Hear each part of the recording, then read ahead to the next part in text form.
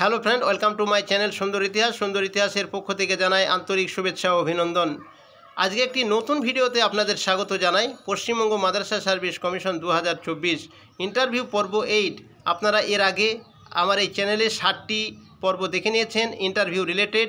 তো আজকে ইন্টারভিউ পর্ব 8-এ একটি দুর্দান্ত ভিডিও কিন্তু হতে চলেছে। তার কারণ একটি নির্দিষ্ট জেলাকে কেন্দ্র করে আজকের এই ভিডিও তৈরি করা। যে সমস্ত ক্যান্ডিডেটরা একটি নির্দিষ্ট জেলা থেকে যাবেন, তো সেই নির্দিষ্ট জেলার উপরে ভিত্তি করে আজকের এই ভিডিওটা তৈরি করা হয়েছে। তো চলুন আমরা দেখে নিই। 1 নম্বর প্রশ্ন, আপনি কোন জেলা থেকে আসছেন?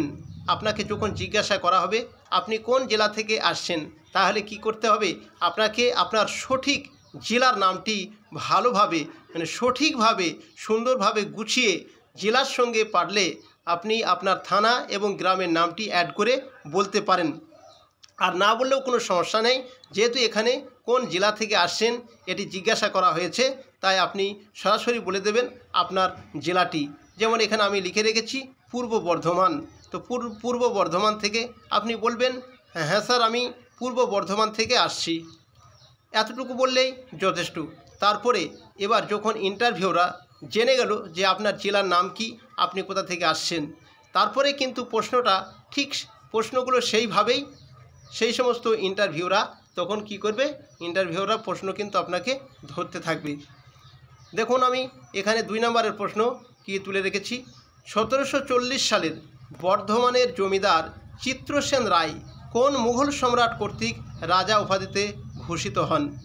আপনার জেলা, আপনাকে অবশ্যই এই ধরনের প্রশ্ন কিন্তু জেনে যেতেই হবে। নচেত যদি একবার আপনাকে টাইট করার জন্য যদি এই ধরনের কোশ্চেন কিন্তু আপনাকে ধরে বসে, তাহলে কিন্তু আপনি পিছিয়ে যাবেন, কিছু করার থাকবে না। সেজন্য হাতে এখনও সময় রয়েছে। রেজাল্ট খুব তাড়াতাড়ি আসছে, রেজাল্ট আসলেই কিন্তু ইন্টারভিউ নোটিশ দিয়ে দেবে। সেজন্য প্রশ্নগুলো এখন থেকে ভালোভাবে দেখে নিন, মুখস্থ করে নিন। 1740 সালের বর্ধমানের জমিদার চিত্রসেন রায় কোন মুঘল সম্রাট কর্তৃক রাজা উপাধিতে ভূষিত হন? এখানে আপনারা দেখতে পাচ্ছেন উত্তরটি আমি লিখে রেখেছি মোহাম্মদ শাহ। এই মোহাম্মদ শাহ সময়কালটাও আমি এখানে লিখে রেখেছি 1719 থেকে 1748 সাল। তো এই রঙ্গিলা বাদশাহ, মোহাম্মদ শাহকে রঙ্গিলা বাদশাহ বলা হয়ে থাকে। অনেক সময় জিজ্ঞাসা করা হতেও পারে যে মোহাম্মদ শাহ, যখনই উত্তরটা দেওয়া হবে তো এভাবে প্রশ্নটা ঘুরিয়ে করতে পারে যে মোহাম্মদ শাহ বাদশাহ ইতিহাসে কী নামে পরিচিত, তখন এটিও কিন্তু আপনাকে উত্তর দিতে হবে যে রঙ্গিলা বাদশাহ নামে পরিচিত ছিলেন। তারপরে 3 নম্বরের প্রশ্নটা দেখে নেব। মুঘল সম্রাট আওরঙ্গজেব কবে বর্ধমানের জমিদার ও চৌধুরী নিযুক্ত হন?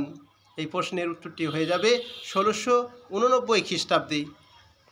4 নম্বরের প্রশ্ন, বাংলার কোন নবাবের আমলে বর্ধমান শহরটি জেলা সদরে পরিণত হয়? বাংলার কোন নবাবের আমলে বর্ধমান শহরটি জেলা সদরে পরিণত হয়? উত্তর করতে হবে আপনাকে 1760 সালে বাংলার নবাব মীর কাসিমের আমলে এই বর্ধমান শহরটি জেলা সদরে পরিণত হয়েছিলেন। তারপরের প্রশ্ন দেখে নেব 5 নম্বরের প্রশ্ন, পূর্ব বর্ধমান জেলাটি কোন নদীর তীরে অবস্থিত? আপনাকে জিজ্ঞাসা করা হতে পারে পূর্ব বর্ধমান জেলাটি কোন নদীর তীরে অবস্থিত। আপনাকে উত্তর দিতে হবে আপনার জেলার নদীর নাম অবশ্যই জেনে রাখতে হবে দামোদর। তো দামোদর ছাড়া আরও অনেক নদী আছে, কিন্তু এখানে প্রধান নদী এটিকেই উল্লেখ করতে হবে। 6 নম্বরের প্রশ্ন, বর্ধমান জেলার নামকরণের ইতিহাস কি? খুবই গুরুত্বপূর্ণ একটি প্রশ্ন।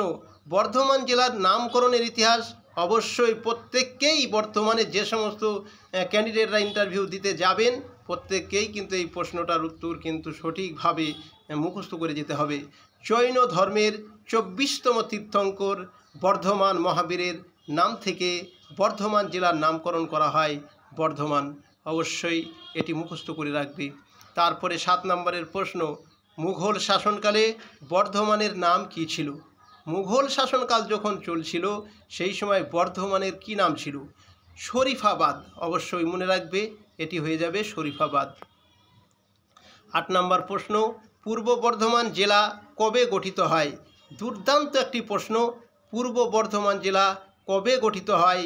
আপনারা প্রত্যেকেই জানেন একটি বর্ধমান জেলা সম্পর্কে বলা হচ্ছে, কিন্তু এই বর্ধমান এখন আর বর্ধমান নেই, এটি ভেঙে দুটুকরো হয়ে গেছে। সেজন্য এই জেলাগুলোকে অবশ্যই মনে রাখতে হবে, নতুন জেলা হিসাবে এগুলো চলে আসছে। তো পূর্ব বর্ধমান জেলা কবে গঠিত হয়, এখানে আমি উত্তরটা লিখে রেখেছি, দেখে নাও। 2017 সালের 7ই এপ্রিল পূর্ব বর্ধমান জেলা গঠিত হয়। ফলে বর্ধমান জেলা ভেঙে পূর্ব বর্ধমান ও পশ্চিম বর্ধমান নামে দুটি নতুন জেলা তৈরি হয়। তারপরে আমরা চলে যাব 9 নম্বরের প্রশ্ন। পূর্ব বর্ধমানের কোথায় লোহা ইস্পাত কারখানা আছে? খুব গুরুত্বপূর্ণ একটি জায়গা।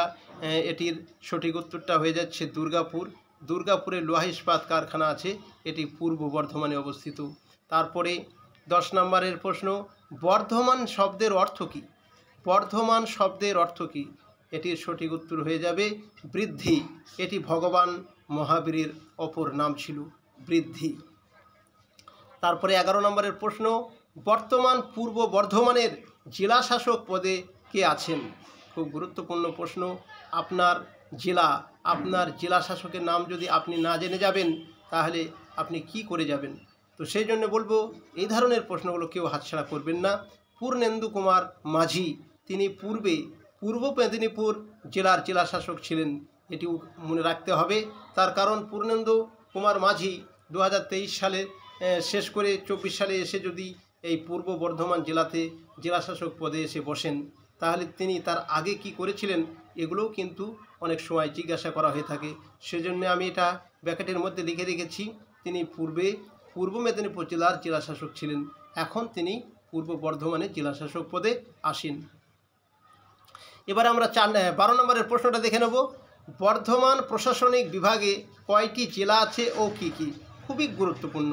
বর্ধমান প্রশাসনিক বিভাগে কয়টি জেলা আছে ও কী কী? তো আপনাকে জেনে যেতে হবে যে 4টি জেলাও আছে। 4টে জেলা হচ্ছে পূর্ব বর্ধমান, পশ্চিম বর্ধমান, বীরভূম ও হুগলি। এটি অবশ্যই আপনাকে মনে রেখে পড়ে যেতে হবে। তারপরে 13 নম্বরের প্রশ্ন, পূর্ব বর্ধমান জেলায় কয়টি ব্লক আছে এবং কয়টি পৌরসভা আছে? এর উত্তরটি হয়ে যাবে 7টি ব্লক আছে এবং 2টি পৌরসভা আছে। ব্লক 7টি হলো আউশগ্রাম 1, আউশগ্রাম 2, 3 নম্বর হচ্ছে ভাটার, 4 নম্বর বর্ধমান 1, 5 নম্বর বর্ধমান 2, 6 নম্বর গলসি 1, 7 নম্বর গলসি 2। আর পৌরসভা 2টি হলো উত্তর মহকুমা বর্ধমান আর গুসকরা, এইটা ছিল পৌরসভা 2টি। 14 নম্বরের প্রশ্ন দেখুন, পূর্ব বর্ধমান জেলায় কয়টি থানা, পঞ্চায়েত সমিতি, গ্রাম পঞ্চায়েত ও গ্রাম আছে? খুব গুরুত্বপূর্ণ অংশ, এগুলোকে অবশ্যই জেনে যেতে হবে। দেখুন, 18টি থানা, 23টি পঞ্চায়েত সমিতি, 215টি গ্রাম পঞ্চায়েত, 2203টি গ্রাম আছে।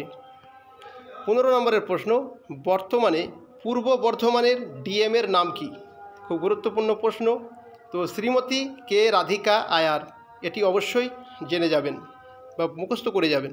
16 নম্বরের প্রশ্ন, পূর্ব বর্ধমানের 2টি দর্শনীয় স্থানের নাম বলুন।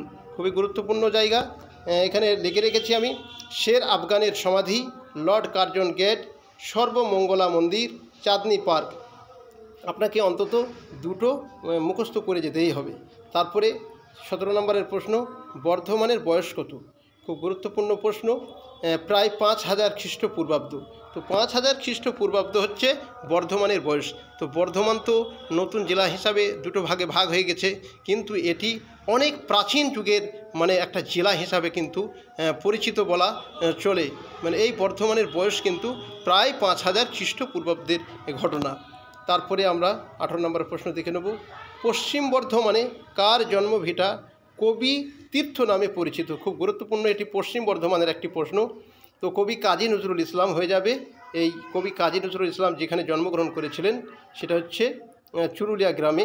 তো এটি জন্ম তারিখটাও অবশ্যই মনে রাখতে হবে, 1899 খ্রিস্টাব্দের 24শে মে, এবং মৃত্যু তারিখ হচ্ছে 1976 খ্রিস্টাব্দের 29শে আষাঢ়। তারপরের প্রশ্নটা আমরা দেখে নেব। 19 নম্বরের প্রশ্ন, বর্তমানে পশ্চিমবাংলার জেলার সংখ্যা কয়টি? খুবই গুরুত্বপূর্ণ প্রশ্ন, 23টি হয়ে যাচ্ছে জেলা। এবারে আমরা 20 প্রশ্নটা দেখে নেব। পশ্চিমবাংলার নতুন জেলা কোনটি? এটি কততম জেলা?